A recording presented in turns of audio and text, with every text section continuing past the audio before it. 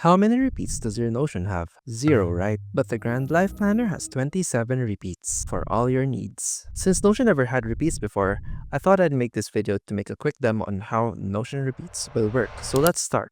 Step 1. Make the new task. Step 2. Choose our repeat option. We choose nth dates here, wherein the task will repeat on every nth date of the month. Next, we choose our specific dates of the month. We choose 1, 5, and 15 here as an example. So what happens then is that, as you can see here in the rules, the task will repeat every 1st, 5th, and 15th days of the month.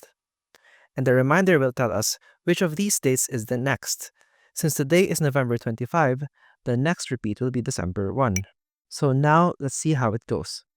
When we mark the done checkbox as true or set the status as done, what happens is that the due date will automatically move to our nearest repeat date, which is December 1. So thank you for watching. This video is just a quick one. I'll be making a full-blown Notion repeat video in the future. But in the meantime, join the waitlist to get your early access discount and a free Notion planner. Link is in below. Thank you.